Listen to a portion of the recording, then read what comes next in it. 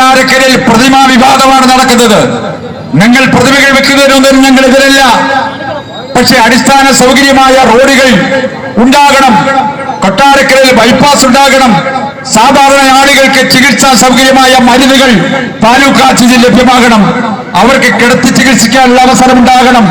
Blood bank ഉണ്ടാകണം. X-ray യൂണിറ്റുകൾ പ്രവർത്തിക്കണം. പുതിയ ആധുനിക രീതിയിലുള്ള മോർച്ചറികൾ നിർമ്മിക്കണം. നമസ്കാരം. ഞാനിപ്പോൾ നിൽക്കുന്നത് കൊട്ടാരക്കര താലൂക്ക് ഹോസ്പിറ്റലിന് മുമ്പിലാണ്. നമ്മുടെ മന്ത്രി വീണ ജോർജ് രാജിവെക്കണമെന്നാവശ്യപ്പെട്ട് കോൺഗ്രസിന്റെ ഒരു വലിയ പ്രതിഷേധ പ്രകടനമാണ് ഇപ്പോൾ ഇവിടെ നടക്കാൻ പോകുന്നത്. അതുകൊണ്ടാണ് ഇവിടെ പോലീസുകാരെല്ലാം തടിച്ചുകൂടി നിൽക്കുന്നത്. എത്രയും പെട്ടെന്ന് തന്നെ ഇവിടെ കോൺഗ്രസിന്റെ ഒരു പ്രതിഷേധ പ്രകടനം ഉണ്ടാകും. കൊട്ടാരക്കര എഴുകോൺ കോൺഗ്രസ് ബ്ലോക്ക് കമ്മിറ്റികൾ സംയുക്തമായി നടത്തുന്ന പ്രതിഷേധ മാർച്ച്, ഈ വഴിത്താരമാനം നടത്തപ്പെടുന്ന പ്രതിഷേധ മാർച്ച് സംഘടിപ്പിച്ചിരിക്കുകയാണ്. ഇത് ആശുപത്രികളിലും ലഭ്യമാക്കണമെന്നാവശ്യപ്പെട്ടുകൊണ്ട് കേരളത്തിലെ താലൂക്ക് ഗവൺമെന്റ് ആശുപത്രിയിലേക്ക് പ്രതിഷേധ സമരവും മാർച്ചും സംഘടിപ്പിച്ചിരിക്കുകയാണ്. പ്രതിഷേധ മാർച്ച് കടന്നു വരികയാണ്. കേരളത്തിലെ ആരോഗ്യ മേഖലയാകമാനം തച്ചുടച്ച് താറുമാറാക്കിയ ആരോഗ്യ വകുപ്പ് മന്ത്രി വീണ ജോർജ് രാജിവെക്കണമെന്നാവശ്യപ്പെട്ടുകൊണ്ട് കേരളത്തിലെ പൊതുജനങ്ങളുടെ ജീവൻ വെച്ച് പന്താടുന്ന ഇടതുപക്ഷ സർക്കാർ നീതിപാലകന്റെ ആശുപത്രികളിലും ലഭ്യമാക്കണമെന്നാവശ്യപ്പെട്ട് ആഗമനം നടത്തപ്പെടുന്ന പ്രതിഷേധ സമരങ്ങളുടെ ബ്ലോക്ക് കമ്മിറ്റികളുടെ സംയുക്ത ആഭിമുഖ്യത്തിൽ നടത്തപ്പെടുന്ന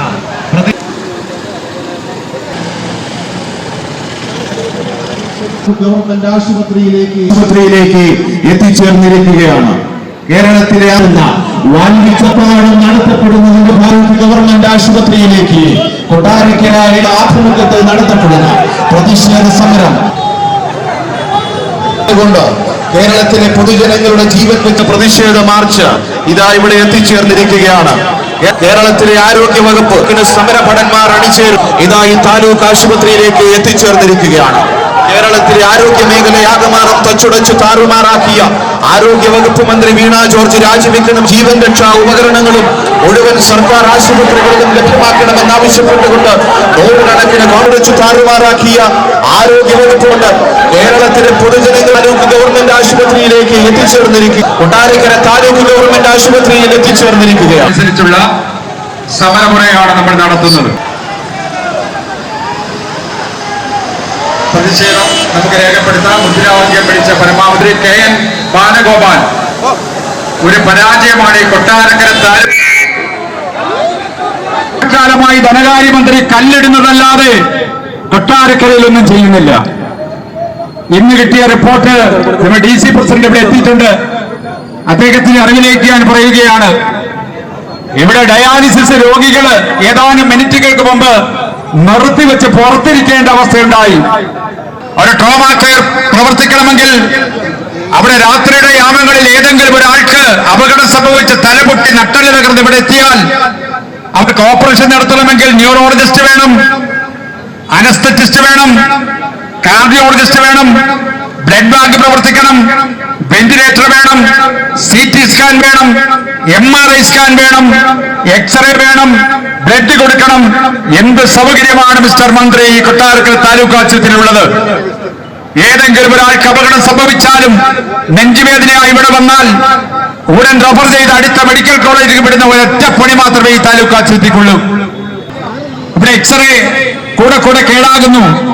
എന്തു പറയുന്നു? കൊട്ടാരക്കരയിലെ മോർച്ചറി പോലും വിറ്റ് കാശാക്കി ഈ 9 വർഷക്കാലമായി മാറി വന്ന നഗരസഭയിലെ ചെയർമാൻമാരും കൗൺസിലർമാരെ നിയമിച്ചത് ഇവരെല്ലാം സഖാക്കന്മാരാണ്. കൊട്ടാരക്കര താലൂക്ക് ആശുപത്രി മറ്റൊരു പാർട്ടി ഓഫീസാക്കി മാറ്റിയിരിക്കുകയാണ്. അവരുടെ വിഹാര കേന്ദ്രമായി താലൂക്ക് ആശുപത്രി മാറി. ഇവിടെ പാവപ്പെട്ട രോഗികൾക്ക് ഒരു ചികിത്സ ലഭിക്കുന്നില്ല. ആവശ്യമായ മരുന്നുകൾ കൊട്ടാരക്കര താലൂക്ക് ആശുപത്രിയിൽ ലഭ്യമല്ല. കേരളത്തിൽ മെഡിക്കൽ കോളേജുകൾ ശസ്ത്രക്രിയയ്ക്ക് പാവപ്പെട്ട രോഗികൾ പഞ്ഞിയും നൂലും കത്രികയും മരുന്നുമായി വരേണ്ട ഒരു അവസ്ഥയാണ് ഈ സംസ്ഥാനത്ത് നടക്കുന്നത്. ആരോഗ്യ കേരളം, സുന്ദര കേരളം നമ്പർ 1. നമ്മുടെ കപ്പിത്താൻ കേരളം വിട്ടുപോയി. അദ്ദേഹം പോയത് ചികിത്സക്കാണ്. മുഖ്യമന്ത്രിക്ക് ഒരു ജീവനേ ഉള്ളൂ. ഏതൊരു പൗരനും ഒരു ജീവനേ ഉള്ളൂ. ഏതൊരു ജീവനും വിലപ്പെട്ടതാണ്. സർക്കാർ മെഡിക്കൽ കോളേജിൽ താലൂക്ക് ആശുപത്രിയിൽ വരുന്നത് സാധാരണ പാവപ്പെട്ടവൻ മാത്രമാണ്. കൊട്ടാരക്കരയിലെ ആളുകൾ വിജയാസൽ ഒരു നെഞ്ചുവേദനയിൽ നിന്ന് പോയാൽ ചിലപ്പോൾ വീട് പണയം വയ്ക്കേണ്ട അവസ്ഥയാണ്. ഹോസ്പിറ്റലിനെ കുറ്റം പറഞ്ഞിട്ട് കാര്യമില്ല. അത്രമാത്രം ചികിത്സയേറിയതാണ് ഇന്ന് ചികിത്സ. ഇന്ന് മനുഷ്യൻ പേടിക്കുന്നത്, എപ്പോഴും ഭയക്കുന്നത്, ഒരു ആശുപത്രിയിൽ അഭയം പ്രാപിച്ചാൽ, ചിലപ്പോൾ മെഡിക്കൽ കോളേജിൽ പോയാൽ, താലൂക്ക് ആശുപത്രിയിൽ പോയാൽ ചിലപ്പോൾ ഭയമാകുന്നു, ഡെഡ് ബോഡിയായിട്ട് തിരിച്ചു കിട്ടുകയുള്ളൂ. അത് ഭയന്നാണ് ഇല്ലാത്ത കടപ്പാടം വിറ്റ് ബാങ്ക് ലോൺ എടുത്ത് ഇവിടുത്തെ സ്വകാര്യ ഹോസ്പിറ്റലിലേക്ക് പോകുന്നത്.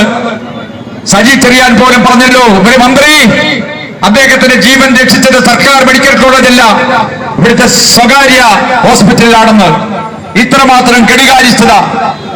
മിസ്റ്റർ ധനകാര്യമന്ത്രി KN ബാലഗോപാൽ അദ്ദേഹത്തോട് സ്നേഹപൂർവ്വം പറയുകയാണ്, കൊട്ടാരക്കരയിൽ പ്രതിമാ വിവാദമാണ് നടക്കുന്നത്. നിങ്ങൾ പ്രതിമകൾ വെക്കുന്നതിനൊന്നും ഞങ്ങൾ എതിരല്ല. പക്ഷെ അടിസ്ഥാന സൗകര്യമായ റോഡുകൾ ഉണ്ടാകണം, കൊട്ടാരക്കരയിൽ ബൈപ്പാസ് ഉണ്ടാകണം, സാധാരണ ആളുകൾക്ക് ചികിത്സാ സൗകര്യമായ മരുന്നുകൾ താലൂക്ക് ആശുപത്രിയിൽ ലഭ്യമാകണം, അവർക്ക് കിടത്തി ചികിത്സിക്കാനുള്ള അവസരം ഉണ്ടാകണം, ബ്ലഡ് ബാങ്ക് ഉണ്ടാകണം, എക്സ്റേ യൂണിറ്റുകൾ പ്രവർത്തിക്കണം, പുതിയ ആധുനിക രീതിയിലുള്ള മോർച്ചറികൾ നിർമ്മിക്കണം.